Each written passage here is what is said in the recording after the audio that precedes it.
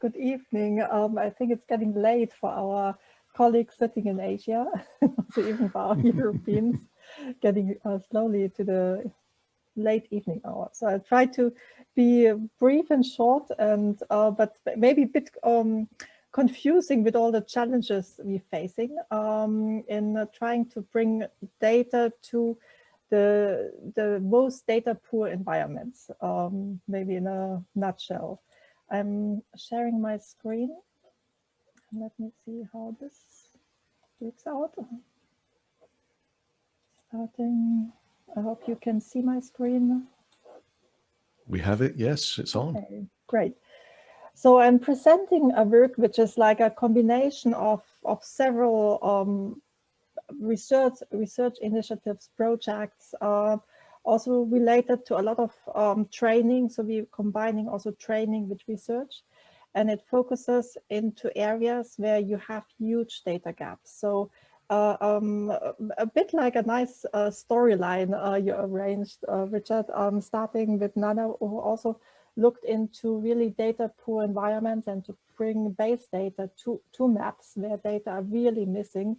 Like schools, I really enjoyed the examples she showed, and then moving to a more rich data environment and also showing to the capacity of Earth observation on how we can produce data which can sort of support urban development, urban planning, and improve our urban environments.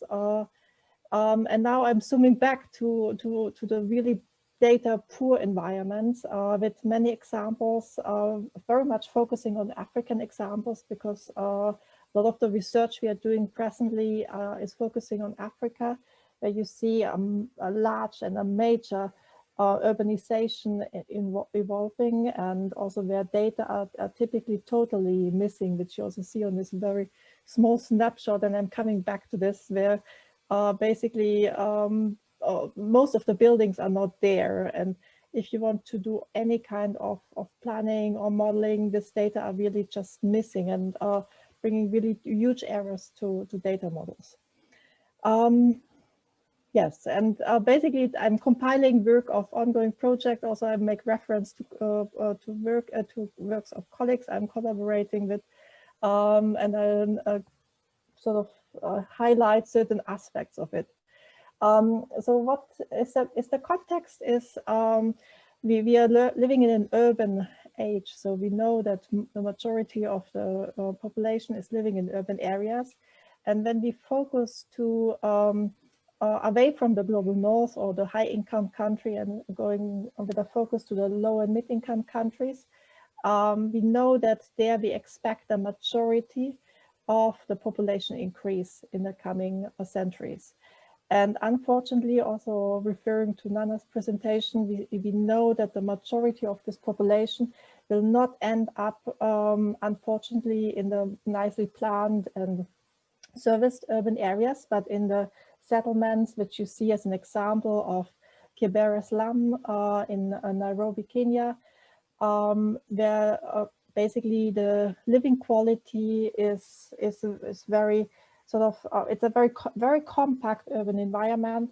It has issues with services. It has many environmental issues, but it's something which I very much want to stress. It's not sort of the odd or it shouldn't be seen, and that's often in the narrative of many urban studies, seeing this as an anomaly, and an anomaly which has to be somehow brought to a normal, to a normally, but which of course, and we need to think about how to improve the living conditions, but it's where the majority, for example, of African urban population are living. So it's not sort of the small section of a city, it's where the majority of inhabitants live, and we have to think about solutions for these places. But the problem is that particularly for these places, base data are totally missing in most data sets. And that will be at least the first part of what I will talk, looking into where we see the major data gaps, urban data gaps, with a focus of deprived urban areas. Of course, you have in general large data gaps across, taking the continent of Africa, across Africa. You have large data gaps in general on cities and the expansion, the very rapid expansion of cities. And you have, but particularly you have major data gaps in areas where the urban poor, which I refer to as the deprived urban areas, are living. The second part will be looking into, so what are the major challenges of bringing more data, more useful data also into this pool, and to allow strategic decision-making, to support evidence policy making with good base data, but what are the challenges, Earth observation and machine learning combined phases. And then I'll pick up some activities we are doing in several related research projects. We're starting up to fill these major data gaps. So that's a bit of an umbrella. So now looking to some of the global data gaps, and that's also in reference to Liane and Shravan, sorry if I mispronounced their names.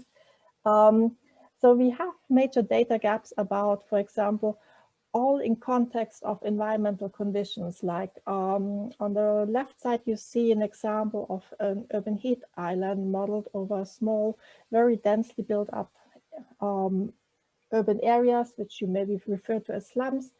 And you typically see that these areas are much more also environmentally deprived. Also in terms of the right side, like many of these places don't have access to street lighting. So there are many environmental dimensions, but we don't know, we are not able to quantify them on a global level. Also, a same issue of quantification, we had like an initiative together with UN Habitat, where we were trying to see, okay, in the context of climate change, what are globally seen the major 100, 200 hotspots of cities where urban poor will face in the future the major impact of climate change, and where we have to think about resilience strategies. An example of the city of Lagos, where we are also cooperating with a local NGO, where we see a majority of the urban poor, for example, living on the water surface into the lagoon of Lagos. But you don't have base data to make such a quantification. So what are now the 100, 200, x100 hotspots of cities where you have a large part of urban poor and huge expected climate change impact? Can we quantify this? But already the base data of where are the cities and where the urban poor in cities are located are missing. There are no base maps available globally to make such a global quantification. And on the local level, also data are very poor in terms of supporting policy making, disaster preparedness, etc., particularly with a focus to the urban poor. For example, like if you have, and typically if you have like a major disaster happening and the urban poor, they are washed away from their settlements, often they also fall, they don't they not qualify for compensations because they don't have any evidence of their existence. So they are often not being properly taken care in any recovery, in the recovery phase. So there are many issues which are missing. So what we see, and I don't dwell too long on this, we see some statistics which seem to have a sort of declining percentage of slum population. And so we are sort of challenging and questioning how good are these global statistics, how good are we in relation of the SDGs to achieve the targets towards a major reduction of slum population in the context of SDG 1111. Taking just one example and one city which I'm knowing have been doing some work on. That's the city of Mumbai and Dharavi ward, one of the most well-known and famous ward slums in India. And you see in general in India, you see an increasing urbanization or dropping slum population. So if you take, let's say, the ward boundary, which is about 450,000 inhabitants, but the Ravi slum is a small part of this ward, which is estimated locally. And of course, these estimations go from various degrees. Local estimates, it's about 800,000 people living in this smaller area. So you see already that something with the census data might be a bit an issue. And of course, an issue is also in terms of climate change. It's close to the sea level. If you take the same area and you overlay it with some of the global population estimates, like World Pop, you get only for this area about 50,000 people.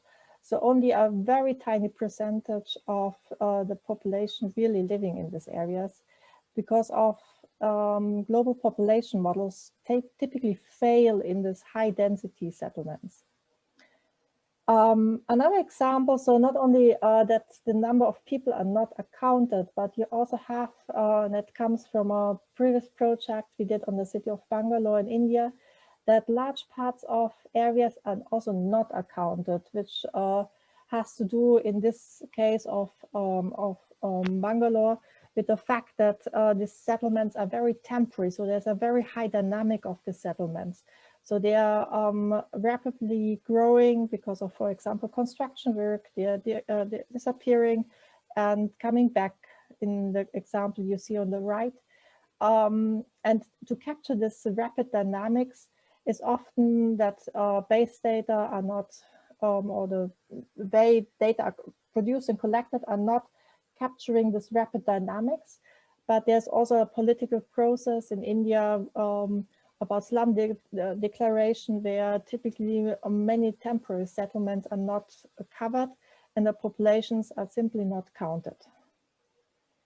So the question now also, I think you heard in the previous presentation, this reference to the Microsoft building footprints, which worked very well in the case of Canada, also obviously very well in the case of the US.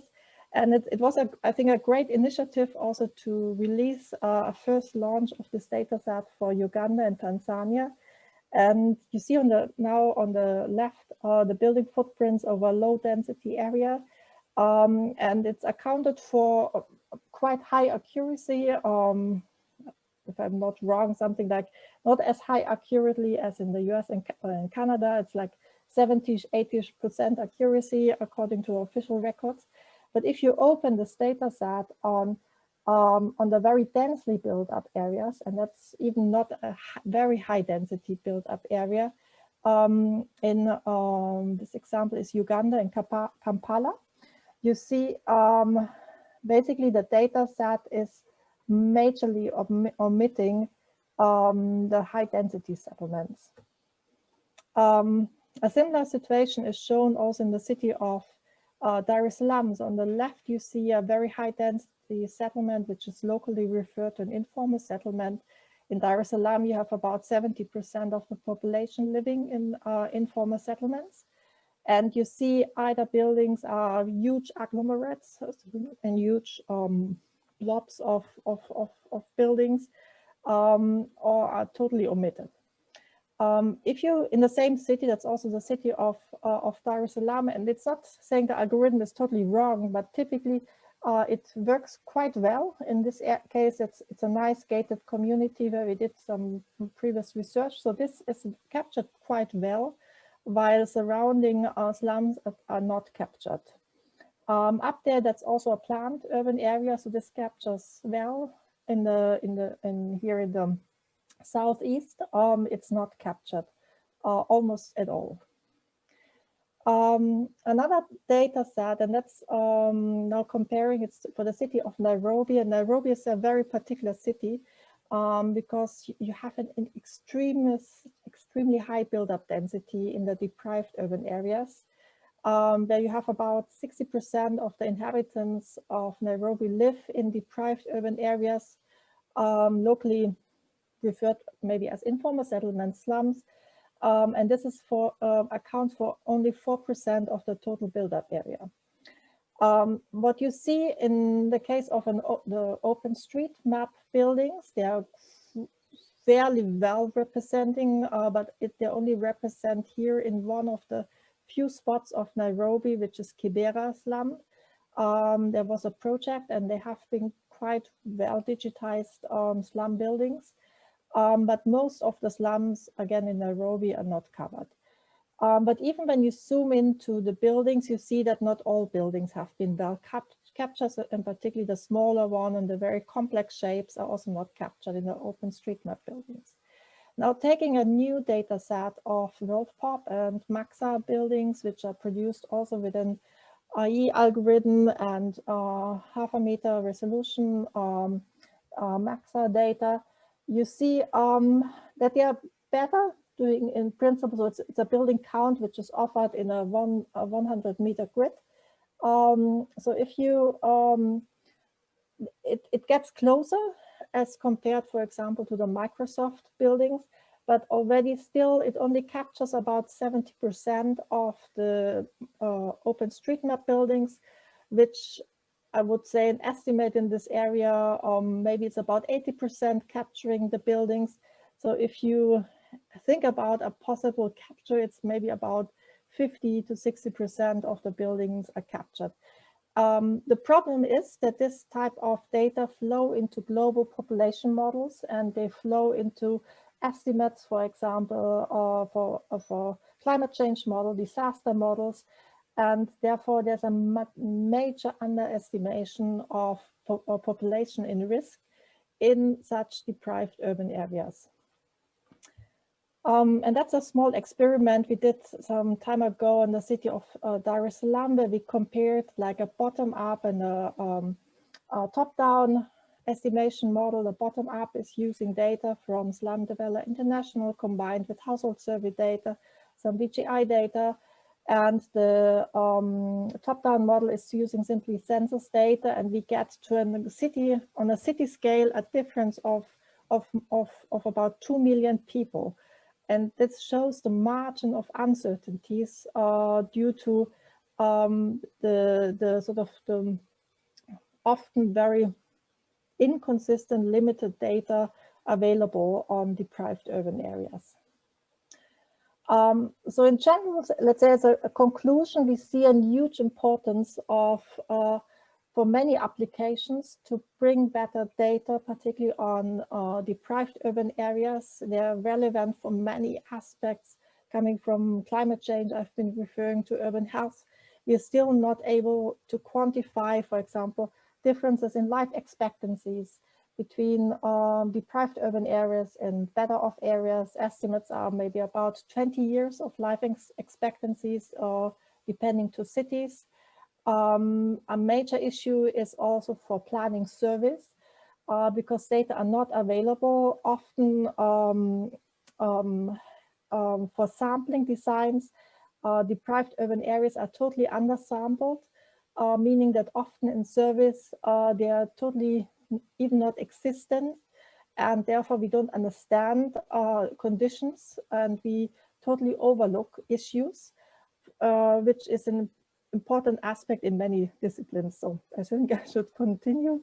And this has been also very much shown in the context of COVID, of supporting food security initiatives, where base data, and you can read this nice Corona stories from partners we are working with, GI in Lagos, the issue of why data are so important to support management of crises, etc.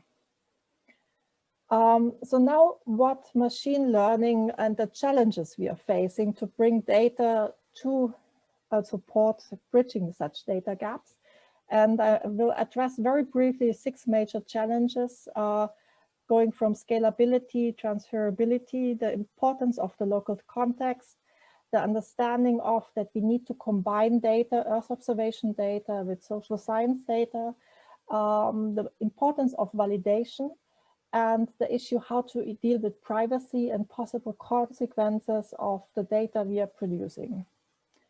So an aspect of scalability relates to the fact that many of the publications and many of the research outputs are working with high cost and high resolution data. If you think about a data set like a world view image of 30 centimeter or data of half a meter, this data costs are about, if you take the example of world view, it's about 20 euros, closely equal to 20 US dollars per square kilometer. So if you think about a city which is easily, like the city of Nairobi is about 850 square kilometers, Dar es Salaam is about 1,300 square kilometers. So if you multiply this with 20, you see you come very easily into very high data costs, which are typically not feasible for local actors to purchase and also to scale up methods to larger areas. And therefore, we are critically thinking, can we reduce costs by using low cost or free cost data, and what kind of accuracy we pay off with at least adding some data. Another aspect relates to transferability, and transferability refers to across territories, across different sensors. Often you have issues in tropical regions with cloud cover. You need to combine sensors. And a big issue, of course, has to do with the very rapid dynamics, that you need to have very high temporal granularity. We did recently a survey with users, and basically we conclude that in most cities an annual update of data on deprived urban areas are actually needed, which of course brings very high costs. It's very important, and it's often what EO data scientists not sufficiently do, is really to understand the local context. So you see the sort of only marginal differences between a historic center and a deprived area. If you model this type of areas, you really need to understand what you're modeling, and you need really this interaction with the local context. It's also important to go beyond only capturing what are the physical, easily observable aspects from Earth observation. So what we're aiming for is combining Earth observation data with different types of data, being also social data, and feed it into advanced or into ecosystems to really be able to capture many aspects referring to deprivation. That's an example we did for the city of Bangalore in India, where we started with detailed ground surveys and really trained a CNN model to capture the on-the-ground observed aspects of deprivation with a combination of Earth observation data and health data, spatial data, etc. Sorry, Monika, because we are time bound. Okay. I need to come in, yeah. And thank you for this wonderful talk. I think it would be really kind if you could share the slide deck or the presentation with everybody. And there are wonderful comments that have come in the chat. And I think it is important to see how, you know, data caps are introduced, what a systematic bias could be introduced because of missing data, how important the local context would be in using EO data. I think whatever we have seen with Nana's talk and Shravan and Lian, we are now able to see what kind of challenges could come in and how the deprived regions or population might be impacted where you have high density populations basically, and what could be introduced so that there is more privacy, safety, and also, you know, a mitigation of climate change effect or any disasters, how we can reach out to them to give the best and to build the resilient and sustainable cities, I think. I just want to show one final thing. Sure. I was going to say, should we extend for just break our golden rule for 5 minutes, because I can see that Monika had quite a bit to wrap up on. Yes, sure. Is that okay? No, I just skip. So we are building many EO-based and machine learning models to capture now better building footprints with open data. We are mapping deprivation with free data. And that's what we are in the moment building, is like our first data ecosystem, which is now online, where data on 2 cities are now available for also download. And we're looking for modelers in a different interface to help us to build data models, because we have a lot of rich ground data. So it's an invitation for all who are interested in helping us building models on deprived urban areas to get in contact with me. And basically, this is my last slide, which is on, I'm also part of an initiative building a SVG11 Toolkit, which there's tomorrow a session of the launch of this toolkit. And please let me know if you're interested in connecting with us in the context of Idea Map to build with us together this data ecosystem, really to bring data to cities and bring data to deprived urban areas where really data are needed to bring the omitted people back to maps. So that's the end of my story, I think, to wrap up very briefly. Thank you. I think time for question. Thank you. Yeah, there is a question. I will just quote it. How do you ensure that the privacy of dwellers of deprived areas is protected while mapping? Is the data being produced through Idea Maps being put to use? Yes, that's what unfortunately one of the slides I had to skip. What we decided to do, and this was in a long interaction also with different user groups, including also communities. So part of this Idea Map team, there are also community representatives and community members from slum communities.